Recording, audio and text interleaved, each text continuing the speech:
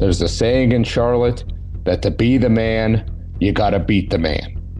After conquering Clemson during the regular season and vanquishing Wake Forest with a total team effort, offense, defense, special teams, Pitt is now the man in the ACC. We discuss that and more on this week's Hail to Pitt podcast.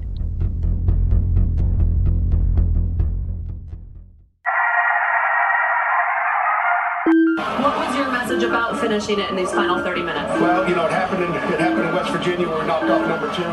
It happened in South Carolina, and it's happening in Pittsburgh today. Our guys had a lot of guts tonight. We're just going to keep getting better. That's what it is.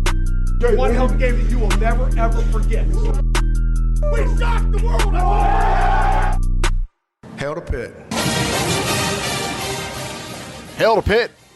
This is the week of December 11th, 2021, and this is the Hail to Pitt podcast. I'm Alan. And I'm Vince. Pitt Panthers took care of Wake Forest, and now the ACC has been beaten, victimized, and conquered. Hail to the new Big East champs, Vince. Yep, we called it on last week's show, Alan. If Pitt can win this ACC championship, they would have been the Big East champions and the ACC champions. Maybe renaming the conference. We'll see what happens in the offseason.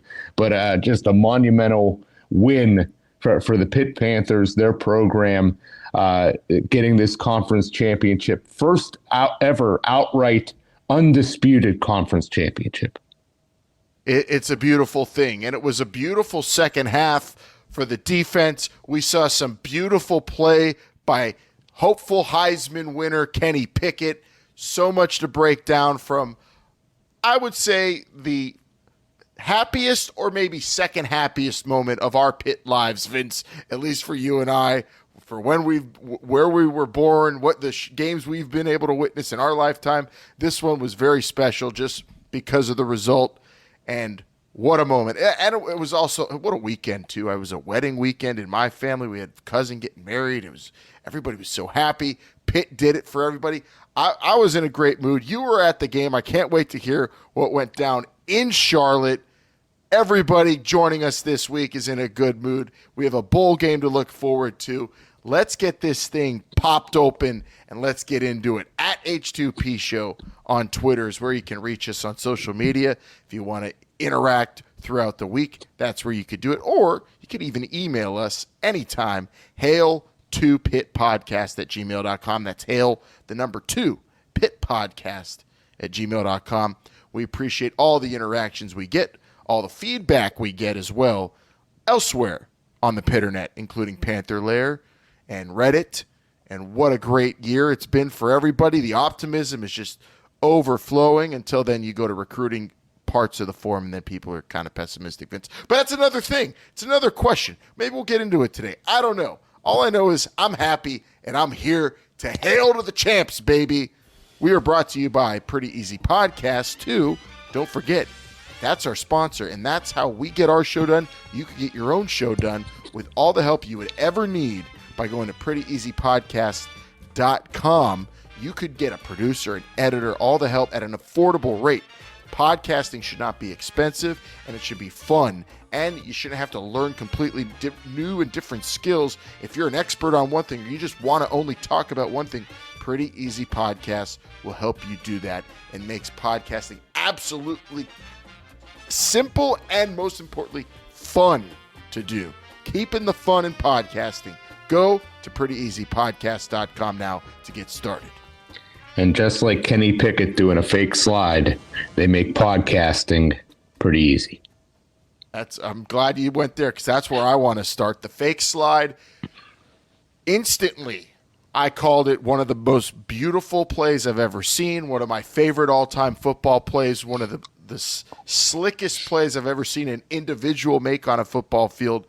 Kenny by God Pickett starting that game off with a legendary moment. A play no Pitt fan will ever soon forget, Vince. The fake slide for 6. It was, truly a Heisman caliber moment. You look at, some of the other candidates and they're great players. And Desmond maybe Howard, return, Well, Posen. as I was going to say, maybe Kenny's not necessarily going to win this thing. We'll talk about that a little bit later in the show. But if you want to talk about guys that have moments, this was certainly one of them. And you look back at, recent, at least somewhat recent plays in our lifetime, Alan. You got that Darrelle Revis punt return against West Virginia. You got Larry Fitzgerald making a diving catch in that Insight.com bowl. You got Rod Rutherford, big touchdown run against Penn State. And those are all great plays. But this one led to a championship. That's something that none of those other ones can say about it. Exactly. And it was also hopefully in a Heisman season for the player. Maybe not. I don't know what the odds are at for Kenny winning on Saturday for the Heisman Trophy, but I'm sure he's at least, second, third? I will get into it, but the fact that he has that signature play, I don't even think any of the other candidates have that, Vince. That moment, that is the moment of the college football season in terms of individual play. That was it. The fake slide and where you come out on it. I mean, if you're in a super minority if you think that play was wrong or dirty or illegal or partial cheating. We'll get into that. The fact is, it's a play you've never really seen before. I couldn't believe it. I couldn't believe he had the wherewithal. What a damn smart player Kenny Pickett is. Yeah, just going full speed down the field. And, I think initially he was going to slide. But then, if you look at it, the defenders were just too far away from him. So he said, well, I'm going to just keep on going. And they held up and they paid for it. And just think about also how the in this sport, other players see other players do certain things and then they take from that. If it's good, steal it. I can't wait to see a quarterback now fake run out of bounds and just keep going. Or, a running back fake give themselves up to maybe some forward progress, but then keep running before the whistle.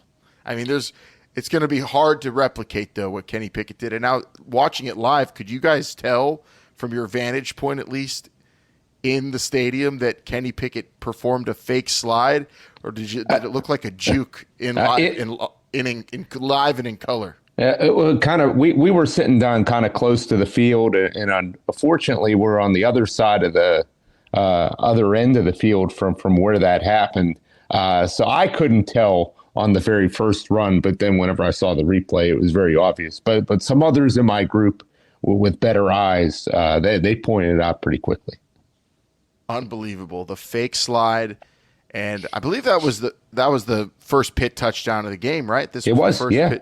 Yep. It was the first Pitt touchdown of the game, and that first half was just ferocious. It was looking like the over was going to hit. Pitt was going to be doomed if they couldn't score, but somehow, some way, Pat Narduzzi finally makes an adjustment mid-game, and Pitt comes out with their best. I mean, really, it was the second quarter also they held them. But the second half, maybe their best second half of the season. Yeah, I mean, they gave up 21 points on the first in the first quarter, and then nothing from there on out. Alan, I don't have a lot of the splits in terms of yardage in front of me, but they held this high-powered Wake Forest offense to under 300 yards. Yes. on 85 plays, and they made the adjustments where they had to. It honestly makes no sense. Well, no, I think it does. I know it's absurd. It's awesome, but I can't remember a game I've ever seen where a team scored on their first three possessions like that and then totally got turned off. Just a switch it was like Pitt was in the dark in the beginning of the game, looking for the light switch to turn off the Wake Forest offense, and they finally found it after 3 scores. Boom, and it just was done. I kind of equate it to a boxing analogy, Alan. It took them a few rounds to get the timing down, to get their opponent's timing down. And then once they did, they just figured them out. That slow mesh RPO attack that Wake Forest had, we talked about it extensively last week. It looked like Pitt finally just got in the situation where they got the timing down of that. They kind of knew where to put their defensive linemen, got a little bit more aggressive in order to break up kind of force some quick throws. The defenders on the outside, the cornerbacks, it looked like maybe they were disrupting some routes a little bit more. You saw it on at least some of those interceptions. There was no receiver to be found in the area.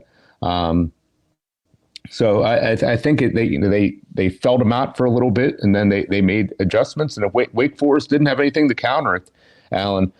Some unique stuff that we really hadn't seen all year from Pitt. Haba, he kind of standing up and moving around. We hadn't really seen all that. Kind of like Brett Kiesel, Alan.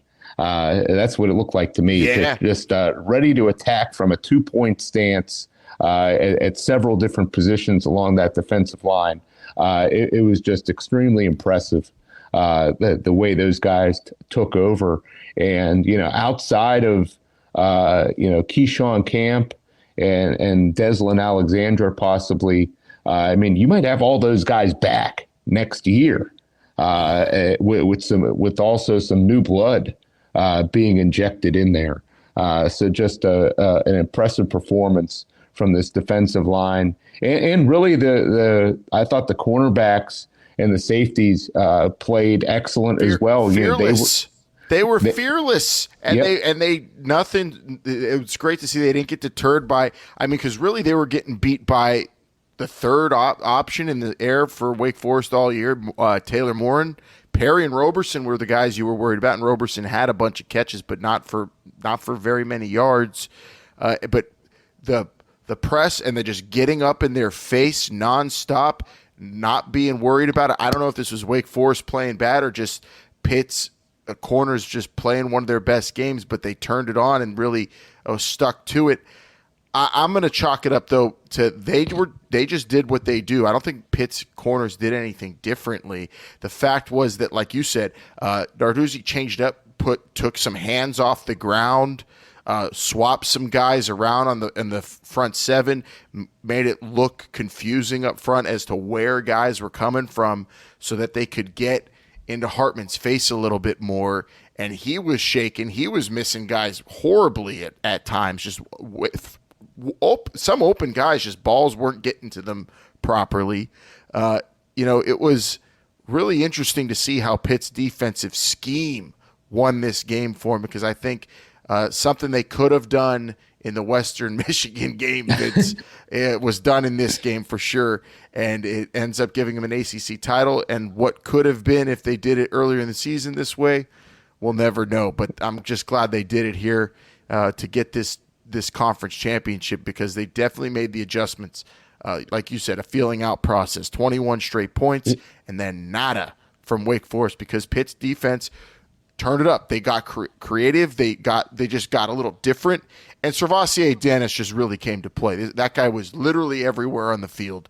Unreal performance. 2 sacks, 2 TFLs, 12 tackles, and really maybe had more than that they didn't give him. He was everywhere. Yeah, just a tremendous game by him. I know Eric Hallett won the MVP of the game, but you could have given it to Servassier Dennis as well with how great he played in this game. What was interesting to me, Alan, was we talked about the adjustments that Pitt made on defense. Wake Forest offense didn't seem to make any adjustments from what I could tell. They're a one-trick pony. Yeah, it's a one-trick pony offense. They continued just running their stuff, and that was clearly not working. It was just too slow developing, from what I could tell. And they ran it consistently on first and second down, and they got behind the chains, from that second quarter on, and they were consistently in third and long situations, and Pitt was able to just tee off on. I'm not saying that to try to diminish Pitt's effort on defense at all, but I thought it was interesting that Wake Forest didn't try something else, or at least I couldn't tell that they did. Yeah, they really just weren't getting too out of the box in this one. Wake Forest, they came with what brought them there, and they didn't really have any adjustments. I gotta say, I'm shocked Pitt had all those picks. Hallett winning the MVP on defense makes sense. He's the one also that held the ball up and presented it right on the close one to the ground on the interception. I mean, that was maybe celebration of the year from the Pitt Panthers. I love that.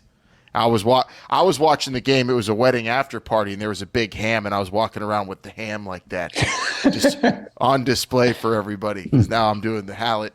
That was beautiful. But defensively, Pitt's team, Pitt won the game, I think, with the defensive performance and the adjustments. Kenny Pickett goes out there. He doesn't throw for 300 yards.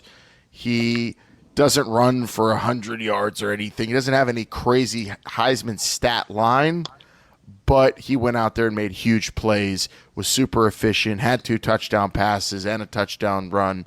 At the end of it, maybe those aren't numbers becoming of a Heisman in 2021, where you need 500 yards passing and 5 touchdown passes from every quarterback who's going to win it.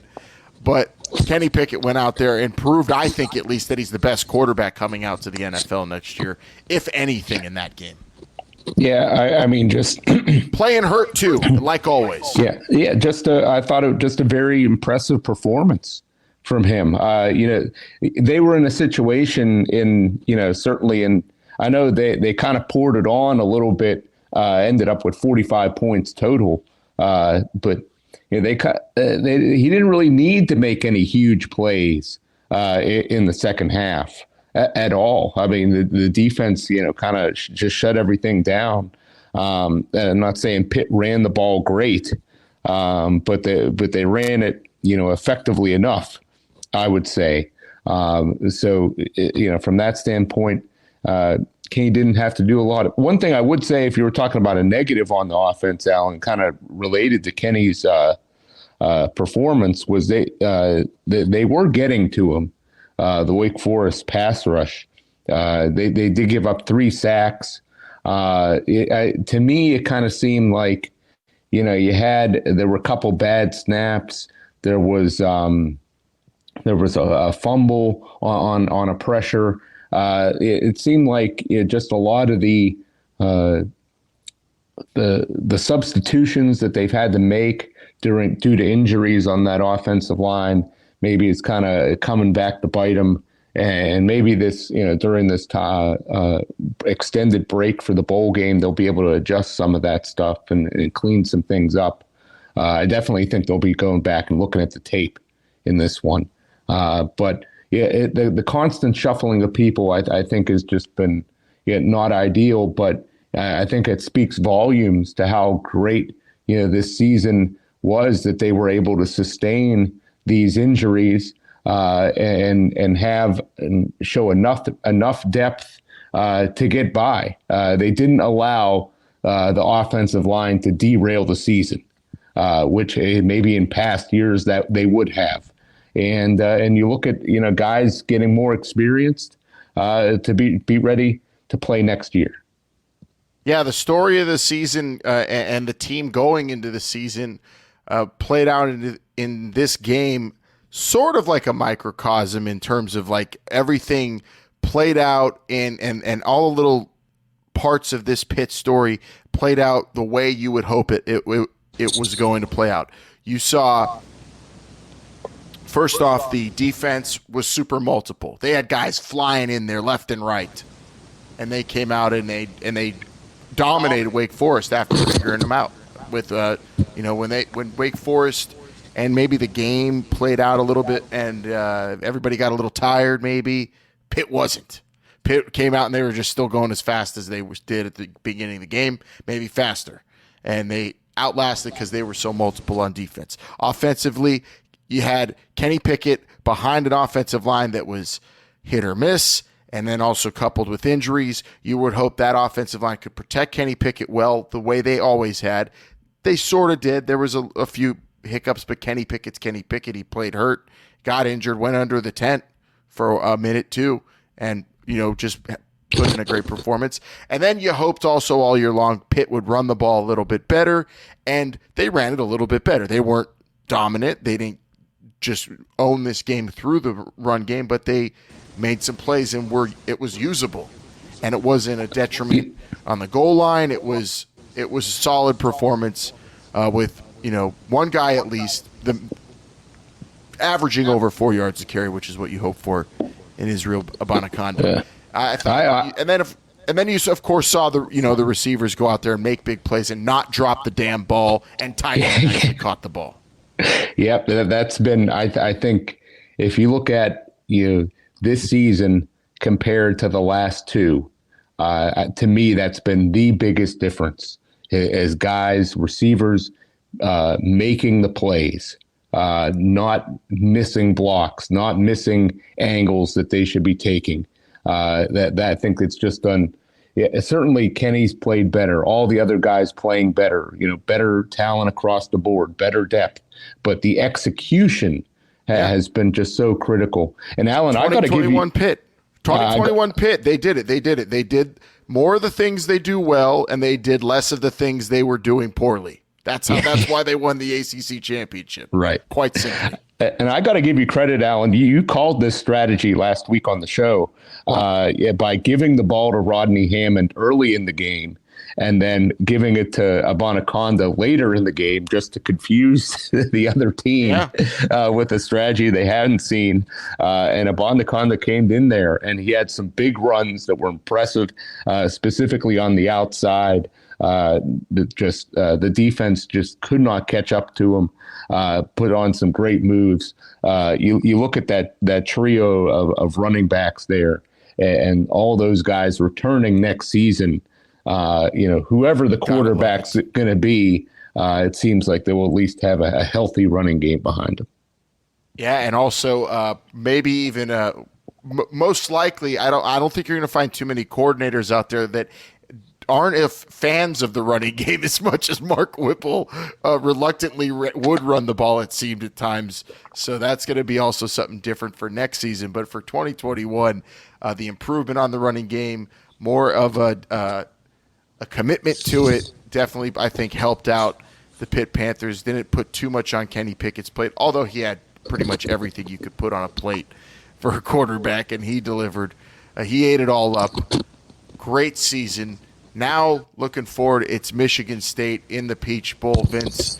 We're going to talk about that in a moment, but let's, real quick, unless you have any more game thoughts, we got to talk about Mark Whipple resigning. Yeah, it hasn't been all sunshine and rainbows this week. Some big news coming out over the past couple, 24 hours, 48 hours, really, since the championship. And I would suspect that, in most years, if Pitt was coming off a lesser season, people probably will be a little bit more mad about this. But it's how could you be too upset after you had your greatest season in 40 years? But Mark Whipple resigning and going to the University of Nebraska to be their offensive coordinator. Alan, I've been trying to piece together kind of what happened in this situation. It's a little unclear to me on if Whipple was going to be retained for next year or not.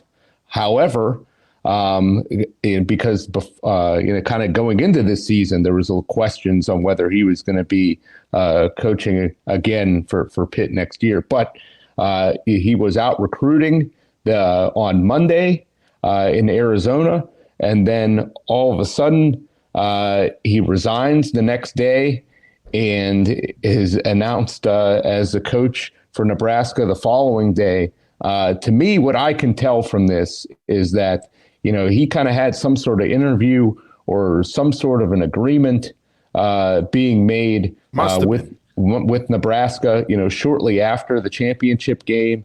It sounded like, Narduzzi caught wind of this possibly and said, we're not going to be messing around here. You're going or you're not, so and so I guess the way this is going to happen is he's not even going to coach the bowl game. So I don't know I don't know if that was Pitt's decision for some hard feelings, or maybe Whipple just did not want to and wanted to get on to his next job. We don't really know why he was interviewing at Nebraska.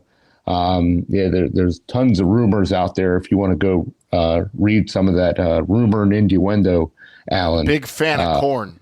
It could be, could be just looking for better farms or something. I guess that's possible.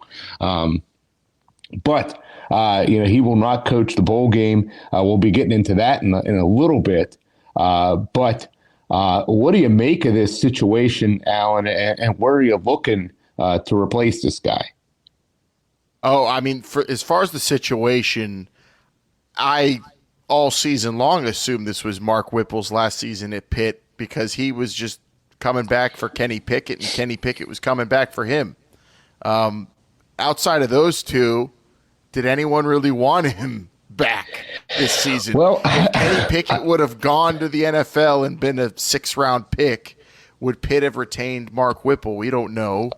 And from everything that we're hearing about how this went down, it just seems like a classic. A guy was probably done at Pitt, done it in one place because he's a vagabond. He's a guy who likes to move around from job to job. Nothing wrong with that. And also, where his heart was at this university was with the guy he just helped get invited to the Heisman ceremony. And so after that, maybe there's nothing else tying Mark Whipple to Pittsburgh anymore, and he wants to move on to I guess a bigger, definitely a better paying job in Nebraska. They're probably going to pay him more, even though that program is, a shell of what it ever was.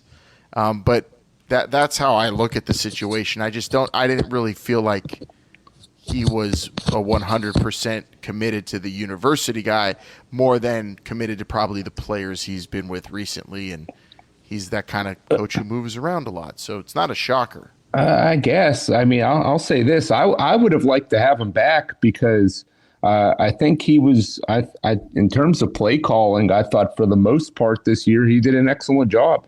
And as far as, quarterback development, he's had a great track record. Regardless of how you feel about his play calling, you got to give him a lot of credit for what he's done recruiting wise and player development wise. Look what he's done with Kenny Pickett. This was a guy who only threw for 8 yards in an ACC championship game in 2018. And here we're in 2021, and he's got a quarterback that threw for almost 300 yards. And it is fake sliding and going to New York. Give it up to him too, Mark Whipple. Whether we had an up and down run with him at Pitt, but ultimately he got that championship. But most importantly, I want to say he is my favorite coordinator right now as of this moment, because he loves throwing deep on 3rd and short or 4th and short. Yeah, which is. I don't know how much of that is him or Kenny Pickett's input. Either way, it's my favorite play in football now, and Mark Whipple responsible for that. So I'll credit him for that, and I'll farewell all the best in his future endeavors in Nebraska. I don't see them throwing too many deep balls though, as well as Kenny did. Yeah, well, that's the thing. Yeah, I guess first of all, as far as the player development.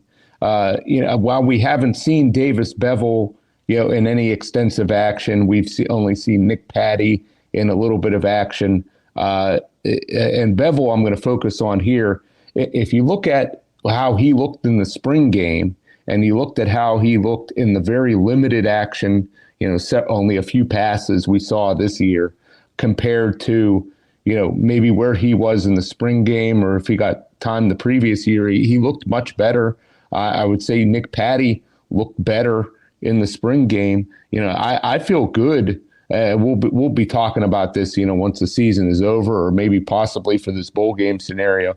I feel good about what those guys can do. Yeah, they're inexperienced, but I think they've grown quite a bit. Now, how is that going to get derailed by Whipple not being here? I guess that remains to be seen. But as far as him going to Nebraska, it took him several years in order to build this offense. Is Scott Frost going to have that kind of time at Nebraska in order to do that? To give this guy enough time in order to build that kind of offense, because Nebraska does not have these types of players that Pitt has. It took a while to get these guys. Yeah, that's a really odd choice for him. That is really. It's like a whole regime. Everyone sees the writing on the wall. That thing's on its way out. So how long will he even be in Nebraska? Or maybe he sees it as an opportunity, maybe to meet the right people and and somehow sneak his way into a head coaching job in the Big Ten. I don't know. I don't think his motivation is going to Nebraska, but they really wanted him and they got him. But what about the? I don't even think the. How much has Narduzzi even put into thinking about who the OC is for next year yet? I'm sure he's worried about the bowl game right now and what to do in terms of the play calling for that, and then moving forward, maybe promoting from within with the wide receiver coach. Marion is what the thing you've heard the most if you're reading anything online or listening to anything about the move this week at OC on Pitt Radio or other podcasts. Brennan Marion's the only name really that I've heard yet, Vince.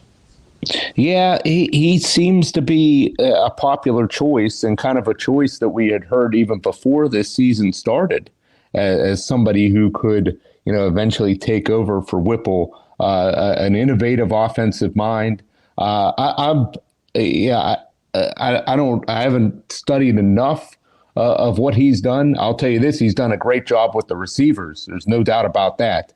But regardless of who it ends up being, at the end of the day, they still need to hire a quarterback coach. And I think that is probably even more important. Whoever they hire as the quarterback coach, I think needs to be just a home run hire. I think that is probably the most important thing here. Even if it's Marion calling the plays, that's fine. They still need a great quarterback coach. I don't really have any options or anybody that I'm going to throw out, at least at this moment, on short notice for who I would go after. But I think that's going to be the most important thing. Yeah, especially, now with all the quarterbacks that want to come to Pitt now that they see what Kenny Pickett did and how cool he looked wearing the uniform and how you can be a BMOC in a big city like Kenny Pickett was in Pittsburgh. I really am a big fan of a quarterback coach at a university and having a high-quality one, or if you can't, a OC who is a quarterback coach like Pitt had in Mark Whipple.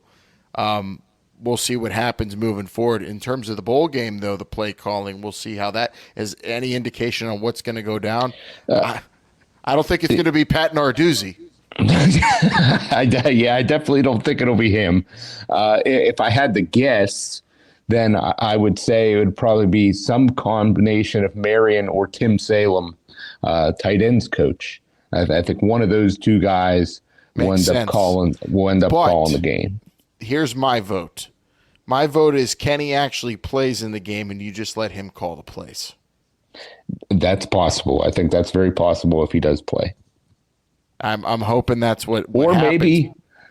Or maybe if he doesn't play, he'll just be the offensive coordinator for the game. That would be great too. I actually wouldn't even mind that. And that brings us to the other controversy of the week, that Kenny Pickett went on the Dan Patrick Show and said he's undecided playing in the Peach Bowl on January 30th against the Michigan State Spartans. And, it's a quote-unquote New Year's 6 bowl game. It's not on New Year's. FYI, it's before the end of 2021. It's in a big NFL stadium, and it's a primetime game. It'll be on cable, won't it? That's not going to be that won't be a network. Yeah, just an ESPN game. Still a channel you can respect, though. A respectable cable channel. It won't be on WTAE or if you're not in Pittsburgh, a local ABC channel.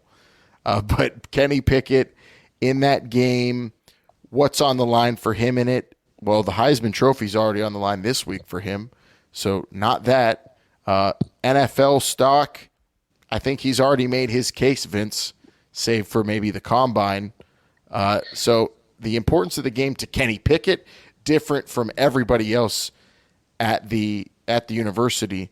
So I understand why a player would think, I'm not going to play in this game. And quite frankly, I really don't care if he does. It's an important game for Pitt. I want them to win desperately. But I think also for the future of the program, they might be able to, one of these guys, Nick Patty might have to play in this game because if he's going to be the guy next year, why not throw him into the fire? Yeah. I'm for that. He's played in some tough spots before. This would be no different than, say, a UCF game at home. Well, I'll say this. I mean, I really want him to play because I think this game is very important to win, to kind of cap off this magical season with a victory and secure a top 10 ranking in the final rankings. They're ranked number 12 right now. It's hard, though. Like, what case can anyone at Pitt make to Kenny Pickett to play in the game, honestly? Well, that's... It isn't just for sentimental reasons. Oh, Kenny, we can be a top 10 team at the end of it. Well, does it matter to him? I'm sure he's going to be talking with people this week. Maybe he's going to call Peyton Manning again. I don't know. Yeah. But Kenny, I think you should just go to the draft. Actually, you should show up on Monday night and join us for my brother. We don't know what NFL executives have to say about this guy as far as where he would be drafted. I mean, we're kind of all presuming that he's played his way into a first round pick, but we don't know exactly how high of a first round pick that would be, and we don't know how he compares to some of the other quarterbacks that are coming out for the draft. And this is one other opportunity to make an impression and maybe kind of show that even without your play caller, you can still make an impact on a game and play well. Because Mark Whipple's probably not going to be in the NFL. Maybe he will by the time Kenny Pickett gets there. Who knows? With Nebraska, you never know. That is the one thing with Kenny Pickett. It's similar to his decision to come back to Pitt at all. Do you play in this game? Well, how much more money can he make if he plays in this game? Or how much money is he risking playing in this game? Because, again, the university and nobody is really going to insure Kenny Pickett's, health. You could get insurance. He could get it himself, Lloyd's of London or something, and ensure that if he gets hurt in the game, that he's going to be compensated going to the NFL and missing out on that draft money. But this is the state of the sport right now. So if I was Kenny Pickett, I wouldn't play. So it was no shocker to me that he said he's undecided this week. He is a little crazy, I think. And he's a crazier kind of dude. He's a tough guy. I love his quote that they put out during the ACC championship. Vince, I don't know if you saw this. He said, "Nice guys don't play this game." Talking about the violence and how you got to be a little mean and to play football. He understands it. His dad was a crazy defensive player, right? His dad was a mean type of player. He certainly looks like it. Yeah, he's got that edge. So that's what maybe if you want him to play gives you hope that Kenny Pickett's crazy enough to do it. But I think the smart thing as a business person and for the future of your you've done all this work. I think your future's kind of secured in the NFL, unless people tell you otherwise. Don't play, and that means Pitt has to turn to probably Nick Patty, and I would be excited to see that as a Pitt fan because it is a bowl game, but ultimately what's on the line here is bragging rights and, I think just maybe some reps. It's not the college football playoff. It's a bowl game. It's it's prestige, I guess. Like Vince said, a top 10 finish, but this the work has been done as far as I'm concerned. We're Big East champs, baby. And nobody could take that away from us. I can't stress that enough. But I'm still going to say that this game is very important. Maybe if this is a situation where Pitt had been in this situation for a while, maybe if they were regulars in these kind of bowl games, I would say, maybe it's not that big of a deal. But I do think it is very important to finish with a 12-2 record, and it'd be big for your ranking going into next year. It'd be big just for the prestige of the program. To get a win over a Big Ten team on national television, and this is a winnable game too. We'll be talking about it over the next few weeks. It's a game that I think Pitt matches up very well with in terms of Michigan State's strengths and weaknesses. Alan, this game opened Pitt as a 4-point favorite, but in the last 24 hours, given all this news, that has come down quite a bit. Only a 2-point favorite at the Westgate, down to a pick'em at Caesars, William Hill on DraftKings, at the Golden Nugget, a pick'em over at Pinnacle. Michigan State is actually a 1-point favorite. Some places this isn't even on the board, like at the Win or the Mirage. You're gonna have to wait a couple weeks, I think, for the real number to come out. I'm not even paying attention to it too much yet because there's a lot in between now and then. Well, I know people that fired early on at Pitt -4, and now they're kind of scratching their heads a little bit at this point. What are they thinking? Come on, this is you have to see this coming. It's college football. Player like Kenny Pickett, there's a lot on the line for him in playing in a game like this, and ultimately, what do these bowl games mean? Sure, I love peaches, but it's the Peach Bowl. It's not the Rose Bowl, and even that, if it's not part of the college football playoff, what does it matter ultimately? The championship that Pitt could win has been won. Winning the Peach Bowl would be fantastic, but I think being realistic about it, if you're a football player of Kenny Pickett's caliber, I'm not going to get mad at him, and I would encourage Pitt fans, if he doesn't play in the game, to not be upset because the guy came back for another year, damn it, and he didn't have to. Yeah, you're right about that. Some people may hold this against them. I'm not quite sure how I feel yet, but still just an incredible career if this is it. I mean, I would go out with that lasting image of the fake slide if I were him. Jeez, oh man. The week rolls on. The recruiting never stops. Pitt, the program, is only going to grow. It was a great year for Pat Narduzzi. I'm excited to see how he takes all the success this year and hopefully snowballs it into even more success for the program. But it's going to be very difficult, and they already did have some downers this week, not only losing the OC, Vince, but some recruits decommitting as well. Yeah. Well, first of all, Wesley Smith, linebacker, has entered the transfer portal. That's 3 linebackers this season that have entered the transfer portal. Leslie Smith, this is a guy who's had, kind of plagued a little bit by injuries during his career. Just couldn't get off the ground. So I'm not going to say it's a huge loss, but you hate to lose 3 guys at one position there. So maybe this is a situation. Now, there is some depth that we've heard about, some young guys that have just been sitting behind some of these older starters. But I could see maybe this being a position where they maybe look for a graduate transfer or a transfer portal guy at the linebacker position. Yeah, that's going to be interesting too to see the transfer portal market and who comes to Pitt in the future. I mean, winning the ACC, that also it's not only high school recruits, but those kind of players who want to come in maybe from broken programs or programs that lost their head coach. They no longer want to be there and they want to go to greener pastures. Pitt right now looks like a greener pasture to players like that. Yeah, maybe we should mention one of them right now. Florida State quarterback Chubba Purdy, the younger brother of Brock Purdy, Alan.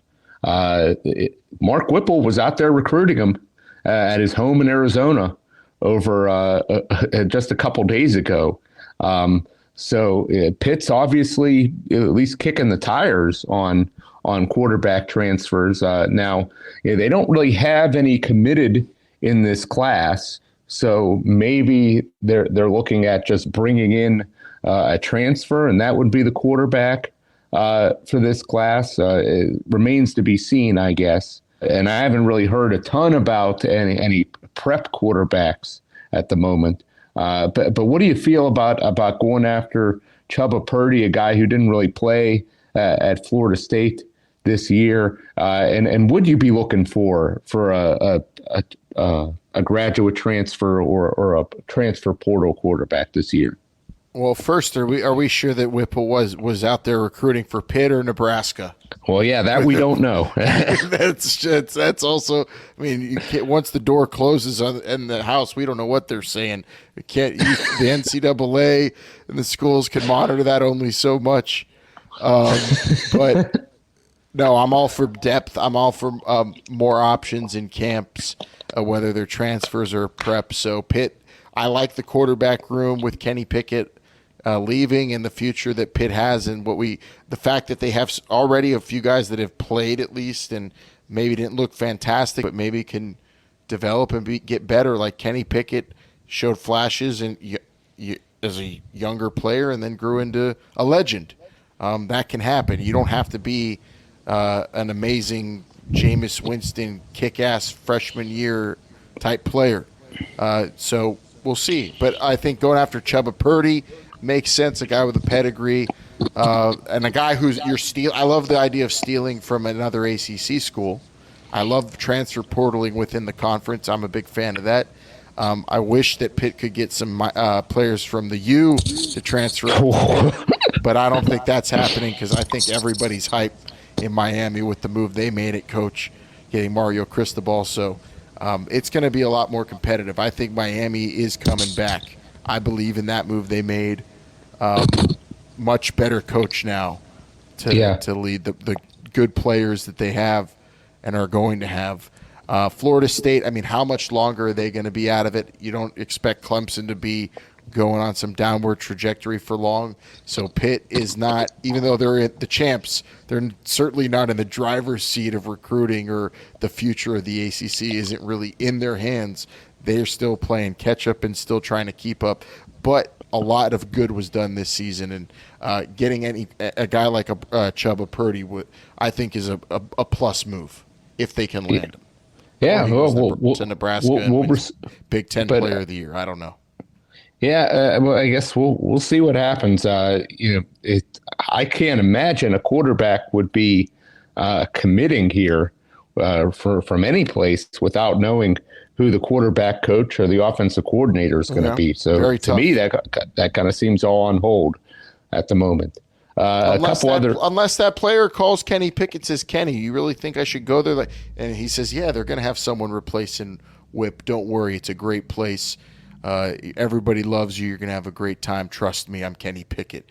And they're going to be like, "Damn, okay." And that'll be like when Peyton Manning told him to stay. Yeah, pass it on. I could believe that. A couple other players I want to mention here. Jordan Bailey, a running back, was committed to Pitt. He gave a decommitment this week. This was a little bit of a lesser recruited player. Could have been a mutual parting here. And if you look at the stable running backs Pitt has at the moment, I don't think there's going to be early playing time to be found for anyone coming out of the high school ranks. So not too concerned about that. One interesting player that I do want to talk about is Camden Brown. This is a receiver out of Florida. He was committed to Pitt and decommitted last week before the ACC championship game. However, he hosted not one but three coaches today on an official visit. Coach Narduzzi was there, or I should say Chris Bickle, 97 head coach Narduzzi was there. Get that right. That's the real title. Along with Brendan Marion and Charlie Partridge. So they are still going after this kid. This kid was bumped up to 4 stars by Rivals.com. 4 stars. So obviously somebody that they still very much want to have, somebody that is on the radar for a lot of schools at the moment.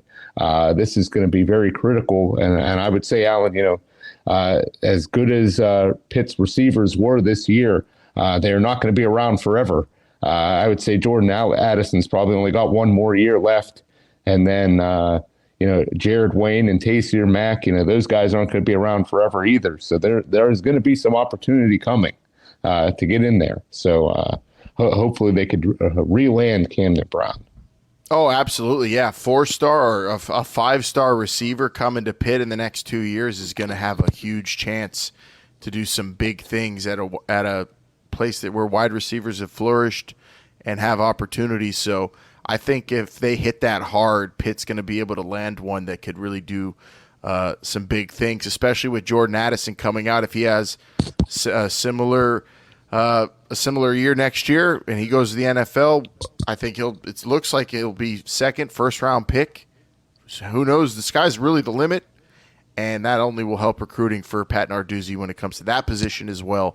Camden Brown, we could maybe see him late in the season if he comes to Pitt next year, getting some playing time. We saw some guys out there in the championship game that hardly played at all this season, Vince, that were waiting all season long getting out there.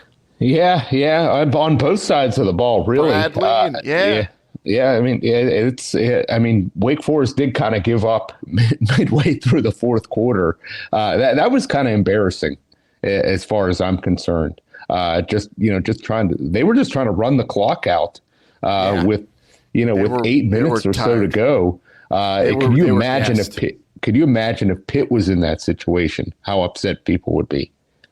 Yeah, they were gassed, and the offense was gassed, and the Pitt defense was just fine because they are so multiple. Really, like I said at the top, it played out all year long like that. We saw going into the season how many different guys would be rotating it, and it ultimately was an amazing strength that helped Pitt weather a huge storm in that first quarter and win that championship game because Wake Forest only had so much to just keep running the same couple plays, and they just weren't going to be working against a bunch of fresh men.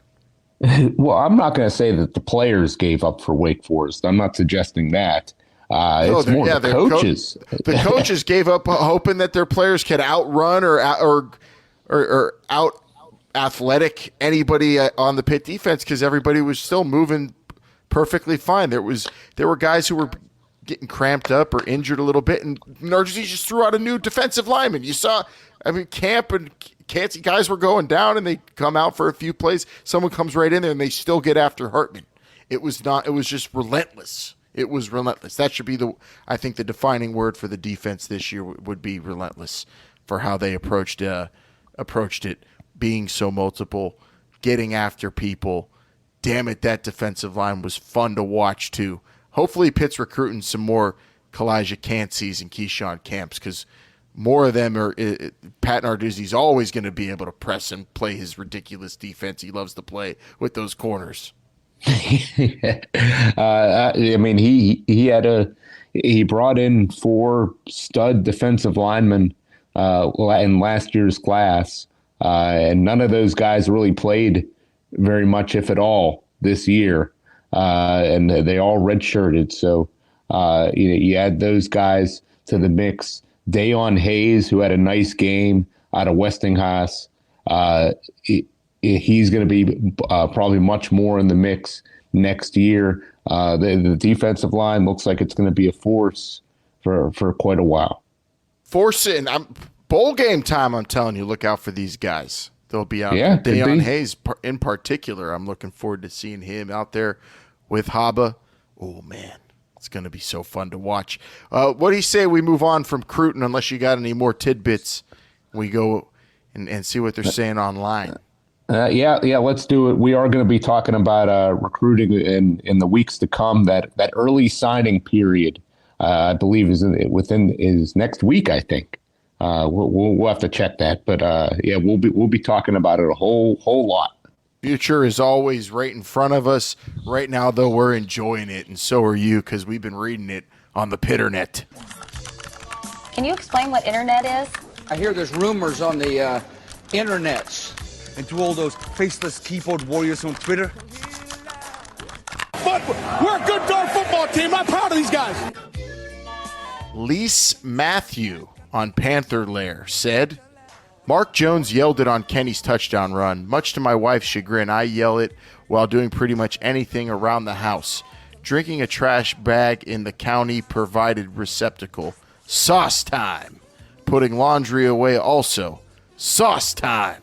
I'm so freaking pumped we get to have this season. It is hard being a diehard Pitt fan. I hope everyone is enjoying what we've done this year. Amen, Lise Matthew. Relish it. Revel in it. Cherish it. You never know when it's going to be this good again. And like we said a few weeks ago, Vince, we don't know when we're going to see any championships in the city of Pittsburgh. So our Pittsburgher in particular enjoy it. Yeah, we do not know. It could be quite a while. I went back and rewatched the game and heard the commentary. This Mark Jones and RG3. I thought they did a decent job calling the game. I thought they were entertaining, and they are going to be calling this Peach Bowl, Alan. Oh wow! I don't know if you saw that. So I know there were some complaints that these guys were assigned to the game, assigned to the ACC championship game beforehand. But when you're making a call like sauce time, I don't see how you can complain about that. I mean, that's up there for call of the year. But I got to be honest, I watched this game with local commentary from a bunch of drunk wedding goers and Pitt fans. So it was muted, and it was being watched at a big loud watch party. And I had people in my ear just going, "See, Al, I told you, you can't throw on Pitt."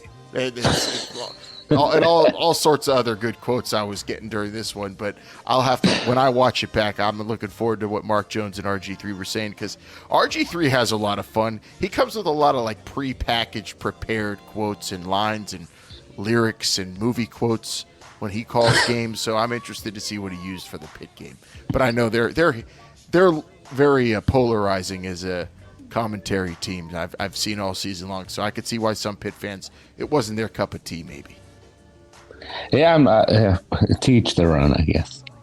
And speaking of, let's go. Mark Madden, speaking of polarizing, said Kenny Pickett cheated on the fake slide.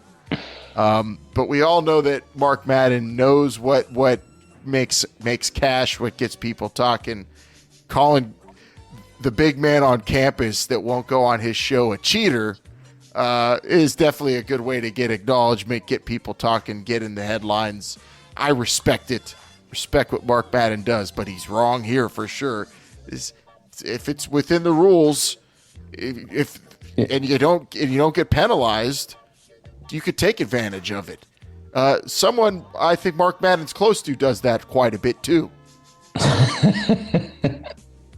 The thing about this is that there was not players that were really that close to him when he did this. It did help him. It did help him get extra yardage and score. I'm not saying without the fake slide, Kenny Pickett's getting run down on that by somebody. Oh, I'm not quite sure about that, but I'm not going to say it didn't help at all. But at the same time, it's not like these guys were within arm's reach of him and he did this. That was not the case. And Coach Narduzzi, Chris Bickle, head coach Narduzzi, he sent out a video today. Chris Bickle, 97. Yeah, Chris Bickle, 97. What did I say? just Chris Bickle. You got to throw the 97. Chris Bickle 97 head coach Pat Narduzzi. He sent out a video that showed the proper way to chase down a quarterback that is sliding, and Pitt's done very well with that this year. You got to give the defense credit to that. They didn't give up one fake slide the entire year. Pretty impressive, I would say. Very impressive stat. Absolutely. That's great coaching. Yeah, it is. Yeah, and I wouldn't say that what Pickett did was cheating by any stretch. That's just the way the game's played today. If you're in the game and if you're not cheating outside of the whistle, it's fair game. If you're yanking a jersey and not getting caught, if you're screaming out a cadence and the referee's not hearing it and you're getting other players to jump off, false start or offsides, fair game as far as I'm concerned. If you're poking a guy in the eye and you're able to get through the face mask, do it. Fine. Cheating is premeditated. That's what I think of as cheating. Something that's like if you film a team when you shouldn't be filming a team, or you alter the football or alter the field, or do something like that, or have spies, or you have inside men, bag men where there shouldn't be. Stuff like that's cheating. What Kenny Pickett did, that's just playing the game. He might be the dirtiest player in the game, but he's an ACC/Big East champion and a legend. So Mark Madden, I'm sure, appreciates it. He just probably, doesn't like Kenny Pickett personally, which I could see. Kenny Pickett's probably polarizing for a lot of people, especially in the media, if he's not giving him the time of day. And he's got great hair. He's a great-looking guy. When you're that good, you're always going to have enemies or people just who don't like you for some reason. I love that we have a guy like that as the quarterback of the Pitt Panthers. Yeah. I mean, how many times have you said nasty things about a quarterback on another team? Always. There's always one. It's a good thing Pitt's quarterback. It's been a while since people were saying mean things about Pitt's quarterback, and and it wasn't about just how dreadful they were on the field. Pitt Poker on Panther Lair said, the adjustments both those men made after the first quarter was perfect, absolutely perfect. Pitt came with the constant pressure, and our defense never looked back. 11-2 and heading to the Peach Bowl. I never thought I would ever type this year, but it's time and well-deserved. Heather, please give Narduzzi an extension and pay him whatever the hell he wants. I'm on board. He deserves it. What do you think of that? A Narduzzi extension based off this season, Vince? There'll probably be some sort of extension, I would think, and he has earned it. I don't care what anybody says. You talk about all these, coaches of the past, 40 years. You talk about, coaches that people liked, like Wanstead and Harris and Gottfried, and the list goes on. None of those guys did what head coach Chris Bickle 97 Pat Narduzzi did this year, and it shows, he put together this team. It took him, quite a while to build up the proper depth on this team. It took him a while to, install the proper systems that he had to do it. But, he finally got there. It may have been a little bit too late for some, but he did do it. They're in place, and there's also a method.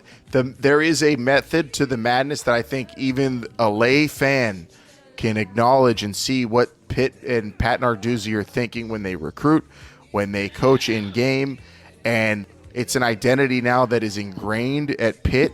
And I don't know, when you see how college football is these days, trying to redefine yourself constantly is only something very few universities are capable of doing, and that's because they have the war chest to do that. Pitt does not, and they should not do that. If they find something that works, maybe not all the time, but there's consistency to it, stick with it. So I'm all about this Pitt Poker saying, Heather, give Pat his money. I say yes as well, because you know what? There's been growing pains, maybe some really baffling decisions, but that's in the heat of games, and that's that's play calling, and that's in decision making on the field. But really what you're paying a head college football coach at Pitt for, I think, is the ability to recruit high quality players that come to the university to perform well, but also go to the NFL or, just help compete in a very, very competitive conference. And Pitt's always doing that with Pat Narduzzi, so give him his money. Yeah, I'm not saying he's perfect, but he's done what others could not. And if you look around, if you look at last year's season, I feel like the season they had this year, they could have had last year, or they at least could have done a little bit better. And they lost 2 games by 1 point, 1 point each last year. And if those go differently, you're looking at a much better season. And with the situation that was last year's season and all the inconsistencies and restrictions and all that kind of stuff, you kind of throw that out. And so, as much as last year initially was going to be a do or die season for some, at least for me it was, this was really the line in the sand. If he can't get it done this year, then when is he? And he went out and he did it. And like you said, Alan, it's in place that they may not necessarily go 10-2 with a conference championship appearance every single year, but it seems like he is getting to the point where they could have a higher floor than what they've had recently, and he's shown that they could reach a very high ceiling. If you're going to tell me that for as long as Pat Narduzzi is the coach, that Pitt's going to be having, 1 or 2 freaks on the defensive line, tenacious secondary, trustworthy linebackers, athletic linebackers all the time, because that's what he's always delivering, I'm saying sign me up. The offensive stuff, the recruiting, he's here and there. It's been different types of players. It's been a different kind of identity on that side of the ball throughout his tenure. But defensively, it's so consistent. Like, why stray away from that at all? I don't think there's anything sexy enough to lure me away from Pat Narduzzi right now as a Pitt fan, especially after the year he gave us. And you know what? Maybe it was due to having so many, having super seniors and so many guys who were with the program for extra long. So it is kind of an outlier year in that regard, maybe more so than last year, Vince. I don't know. Like you said, last year, throw it away for a lot of people. This year is very different all across college football. Maybe it's going to be more normalized. We'll see how Pat Narduzzi does, but I think he's there, and Pitt's a destination, especially for certain players out there who want to do certain things, like, go to the NFL as a defensive lineman, or or go out there and be trusted to do all the fun things as a DB. You get to do that at Pitt. There's a lot of recruiting tools, a lot of sales pitches Pat Narduzzi has, especially for defensive players. So pay the man his money. Pitt Poker's right. The Pitternet rejoice for the big conference championship. Savor it, and I think everybody is. Very little negativity for once on the Pitternet this week, Vince. Yeah, you're right. I mean, there is some today, given this Whipple and Pickett news, but for the most part, the happiest I've seen people in a long time. Yeah, absolutely. But actually, in real life, though, if you're around town in Pittsburgh, it's not as happy. It instantly turned to, okay, how do we keep Kenny Pickett in town? Not playing for the Pitt Panthers, but still playing in Pittsburgh professionally. And that's a lot. There's a lot of talk going on because, I mean, the chips could fall where Kenny Pickett just doesn't even leave the South Side, Vince. But I don't know. I don't know what the odds are on it, or if the powers that be would even allow it. A lot of the conspiracies flying around town. Yeah. I've been hearing people talk about this for a very long time, and it's really ramped up this season. Another Saturday coming, and the Panthers are playing. Time to find out what the answers are saying. You think we'll be drafting Kenny Pickett and keeping him in town? No way. You know that league don't want to let us ever sign new guys from Pitt. The coach don't even like them players as much as he like all them Ohio State guys he drafts. Yeah, we never get no Pitt players. No Marino, no Larry, no Donald, Shady, no Revis. Rooney, he never wanted none of them guys. No way. No, you know what, though? What about James Conner? Oh, he don't count. Hail to Pitt. What the Yinzers are saying. So that's what the Yinzers are saying. Please just give us more Kenny Pickett in this town playing in Heinz Field. That's what everybody wants to see more than anything right now, I would say. Alan, I say keep him in Pittsburgh and give him number 7. That's what I say. So, some people are already modifying their Tommy Maddox jerseys from what I've seen. Oh, that's great. Actually, now I know what I want for Christmas. All right, good idea. A Maddox jersey and a roll of duct tape. That's all you need.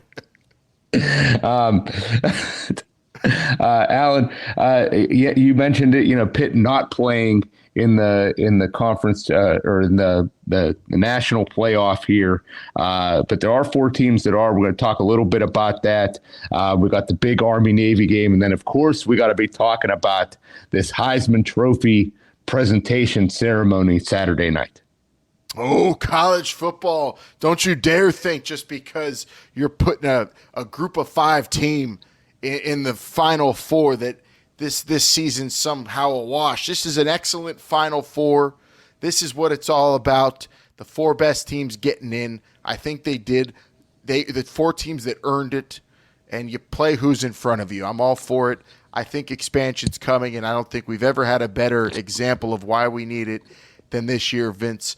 I've always thought 4 teams should be enough, but really after this season and just seeing how every year there seems to be one extra at least team you want to see in there.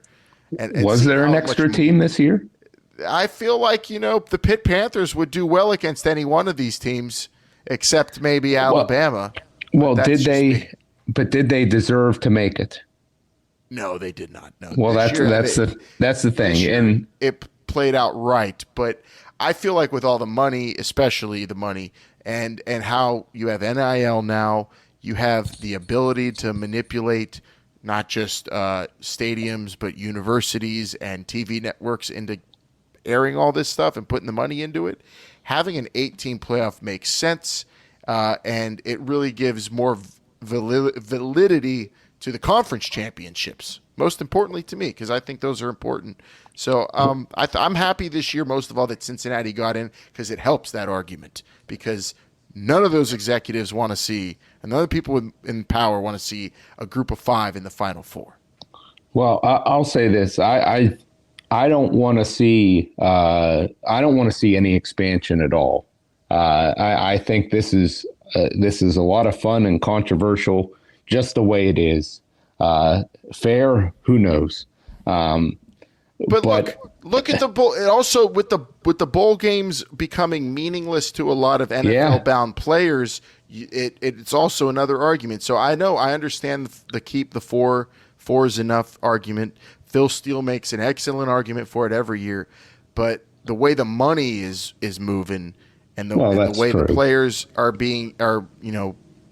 really and it's their right to bail on these games. If you want the good players, if you're college football, you want to protect college football and the money in college football, not in the NFL, then you want those players playing in these games. And they're not going to play in them unless you make them matter. Well, you're right about that. Pickett would be playing in the Peach Bowl, no ifs, ands, or buts, if we had an 8-team playoff. That's absolutely true. One thing I did want to say is that everybody is, you hear a lot of people talk about, if they would only beaten Western Michigan, if they would have beaten Miami, if they would have won one of those 2 games, would they have made it? Yeah, I think they would have. You think they would have been in over Cincinnati? Yes, because I really don't think they wanted a group of 5 team in the college football playoff, especially if Pitt's one loss was only to Miami. They definitely could have made that argument easily to put a 1-loss ACC champ in the playoff, even in a down year, they would call it. in the ACC, although same as it ever was in the ACC, at least in the Clemson dominant era.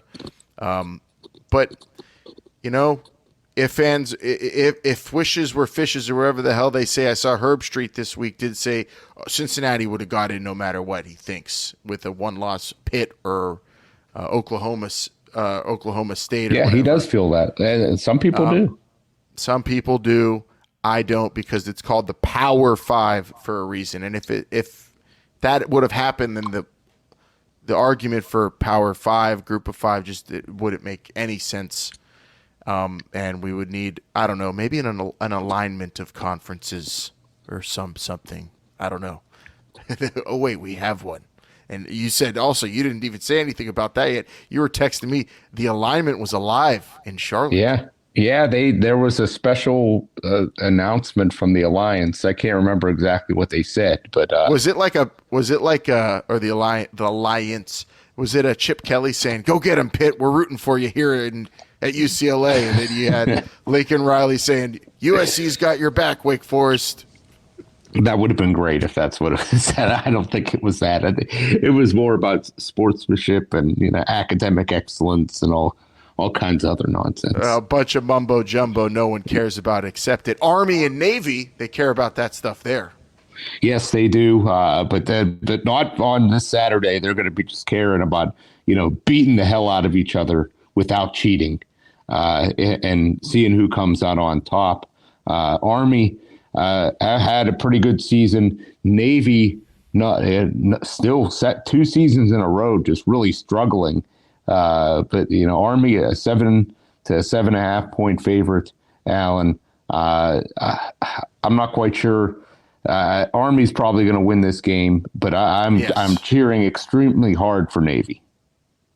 Yeah, I'm rooting for Christian Anderson out of the Bronx. I just wonder if the quarterback for Army, if he would fake slide like Kenny Pickett, if he would be dishonorably discharged from West Point. Would that happen? I don't think not be tolerated. You're probably right. I don't think I've ever seen a quarterback from either of these schools slide before. Yeah, they don't. Yeah, that's true, and they would have the opportunity because they're always running. I'm 9-win Army, and a potential for 10 wins at West Point if they win this one. That'd be very. They would care about that there. And so I'm go Army, beat Navy. I'm going to say they cover too. Was it 7.5? Yeah. Oh, yeah, easy. Well, go Navy, beat Army. And, you know, now we have the main event of the weekend. No games with the Pitt Panthers in them, but it's a Heisman Trophy ceremony that we actually care about for the first time in, I don't know, was it Larry was the last invite? Yeah, you're right. And Kenny is up there against, we got Bryce Young, C.J. Stroud, the Michigan defensive lineman out of nowhere. How the hell he got invited out of nowhere like that, I don't know. But Kenny's right there. Best hair of the bunch, that's for sure.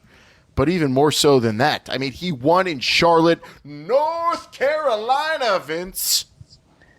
He did. He went down to Charlotte, down the Horseman Country, and he walked in there looking as only he could look. You know what I'm talking about, Alan? Bright lights, big bright lights, big city, long limousines. Yeah, just styling and profiling. BMOC. He was. I mean, it was really Rolex time. Down there for him. I've heard instead of getting fit for a championship ring, they're fitting him for a Rolex. Have you heard about that? Yeah, well, Kenny Pickett is custom made head to toe. You know that. They gave him the ACC championship hat. He handed that to Pat Narduzzi because he knows also Nards likes wearing 2 hats, a hat on top of the hat. That's like his thing.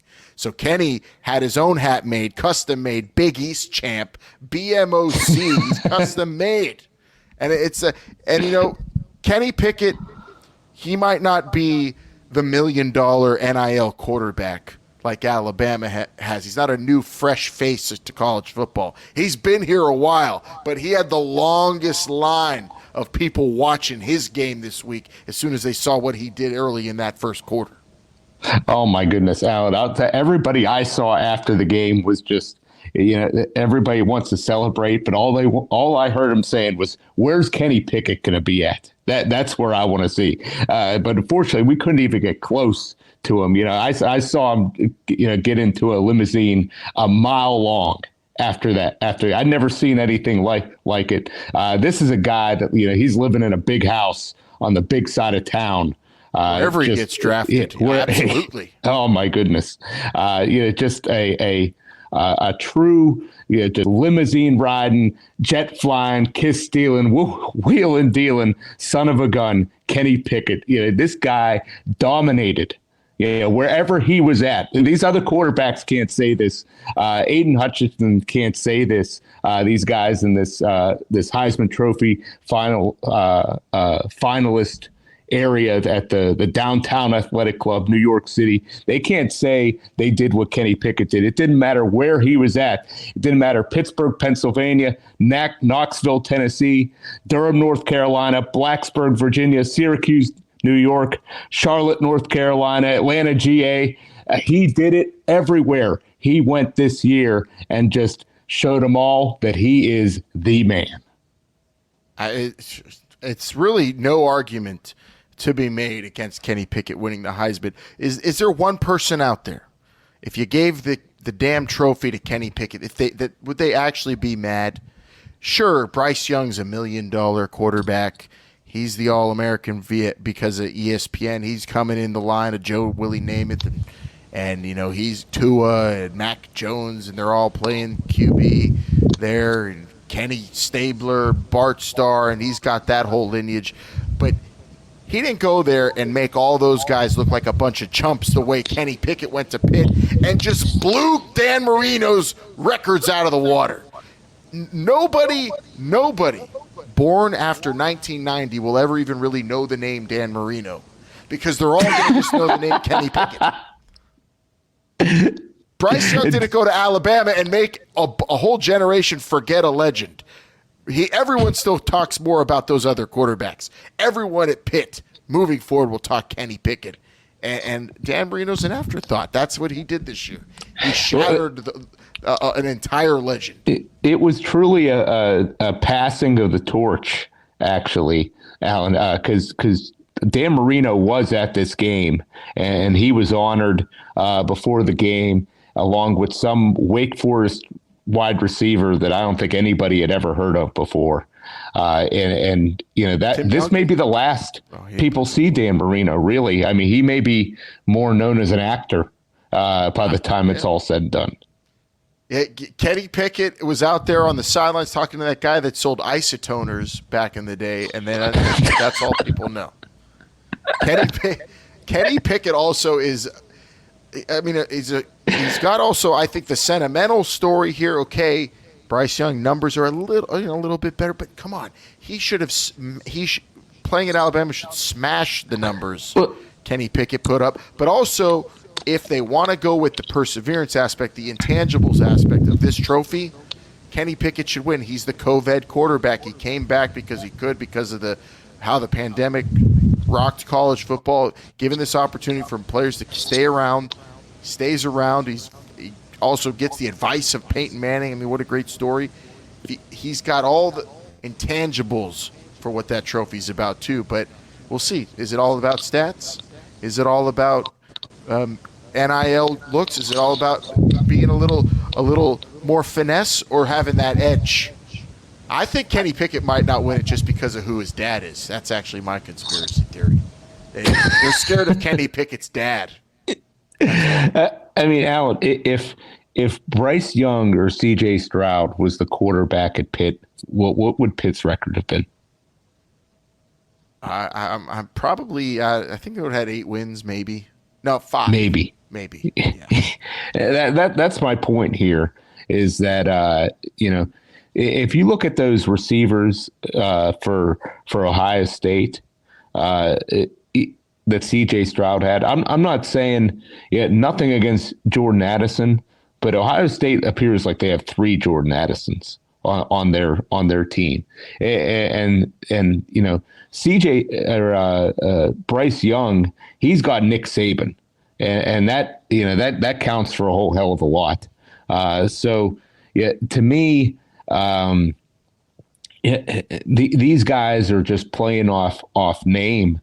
Really, if anything else, I just, if I had a vote, it's going to Kenny. I think there are going to be a lot of Kenny supporters. I've been looking at these odds, Alan. It actually appears to have gone off the board, from what I could tell. It doesn't seem like they're taking any more action. You think it's because it's in, and I think Kenny's going to win it. You know why? I think someone walked in that meeting.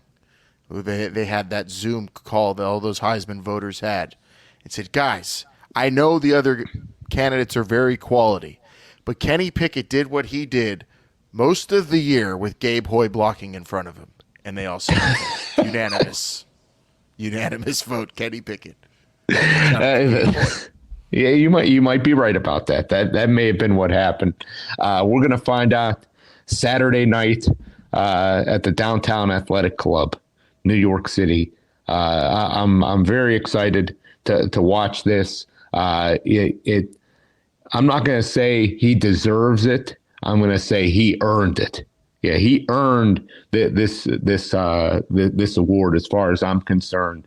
I think if it was a most valuable player award, I think it would be no question. But then you look at what he did, and how could you say he's not the most outstanding? Outstanding hair, outstanding fake slides, whatever. You could give him a trophy or not. To me, Kenny Pickett's a legend and gave us my favorite Pitt football season ever. And there we go. It's all over but the bowl game. And we have to break that thing down more once more information comes out, like who the hell's calling plays, if Kenny's actually playing, if not, who's replacing him. Is it Patty? What youngsters to keep an eye out for in this bowl game? Of course, it's exciting. Doesn't mean as much as a college football playoff, but it is in a big old NFL stadium. And they get a lot of, the Peach Bowl also for the players. They're going to get a lot of good perks too. Good for them. Yeah, I bet and a lot better than an Insight.com bowl basket. And this will be a rare game at what is this? The Mercedes-Benz Stadium. Yes, the house that the Atlanta FC, what are they called in the MLS, where they're actually good in that stadium? The house that they built. Yeah. Yeah. This is a rare game a rare football game in that stadium where you can actually buy Chick-fil-A. So definitely take advantage of that if you're going. It should be a tremendous evening. And I want to say we're going to be breaking this down for the next several weeks as we get ready for this big clash with the Michigan State Spartans. The Narduzzi Bowl. Forget the Peach Bowl. It's the Nards Bowl. And, yeah, we'll be breaking it down. But until then, enjoy Kenny's Heisman evening. And whether he wins or not, show your support. And then, of course, if you're a Pittsburgher, pray. I don't know how much. I don't know. Is it win? If you're a Steeler fan, Vince, is it win-win? If you lose, you win. If you win, you win this season. That's how I'm looking at it. And any situation that comes out where you win, I guess, is a good situation. You lose, you win. If you win, you win. Because Kenny Pickett is not too far. But how far will he go in the draft, too? I can't wait to talk draft this coming offseason, too, with Kenny Pickett and all the hype he's going to be getting in the combine. It's great. We have the legend now we could follow forever and give us some fun stuff. Because in the future, if Pitt stinks, we could always just do Kenny Pickett updates, I think, while he's in the NFL. Panthers and the pros. One of my favorite gimmicks going. All right, I think that's it for this week's show, Vince, unless you have anything else to say. I think the only other big thing we have coming up is the women's volleyball in the Sweet 16. I believe their Sweet 16 matchup, I think it's against Kansas, happening on Thursday this week. And if they would if they would win that matchup, their Elite Eight battle would be the following day, Friday night. So good luck to those ladies, and hopefully they could get to that Final Four, get one step closer to that championship. Just lots of championships being won for the city of Pittsburgh. We just had one last week. Let's go out and get another one. Hell yeah. Stop that Kansas offense. They're breaking through right now. But Pitt, I think, is the buzzsaw, the tournament Sweet 16 and beyond, baby. Pitt Athletics. Heather, keep kicking ass. Got only AD also. Got to acknowledge, Heather, like only AD in Pitt history to win an ACC title. Yeah. In football. You're under. Yeah. The only AD to win a conference championship. Really. In any sport, is this true? Did we not get any until she took over? I have to check that. In a team sport, I don't think so. Goodness gracious, racking them up, just loading the cases with trophies, and maybe a Heisman replica of Kenny's this week. Yeah. Oh man, I hope he wins it. And they do that, so I might go take a tour of the Pitt campus. I hope they should actually put that trophy at the Oaklander if he wins. That'd be nice. That'd be good. Or I have a soft spot. I'd say put that if he wins the Heisman Trophy, they should put it. I would say probably at Posvar Hall, close to where the future football stadium is that they're going to build in honor of him. We'll see. Kenny Pickett Stadium in Oakland. It's one day. Kenny Pickett Stadium and maybe Dan Marino Field, if anybody remembers him by then. I was about to say the Pickett Field at the Power Bowser Stadium. Yeah, of course you're gonna have to get that corporate sponsor in there. Man, I can't wait to see what Kenny Pickett gets in terms of sponsorships too in the future. What a great future for that young man, and what a great future for the Pitt Panther football team. The snowball will be rolling with this ACC championship. Hopefully, let us know what you think at H2P Show. Is this the start of something good? Is this just an outlier and Pat Narduzzi got lucky? Hit us up at H2P Show or email hail2pittpodcast@gmail.com. And that is the show this week. We'll be back next week to react to that Heisman ceremony and talk more Pitt with you. Vince, tell them. Hail to Pitt, everybody. Hail to Pitt. And hail to the Big East champs. You still think I'm crazy?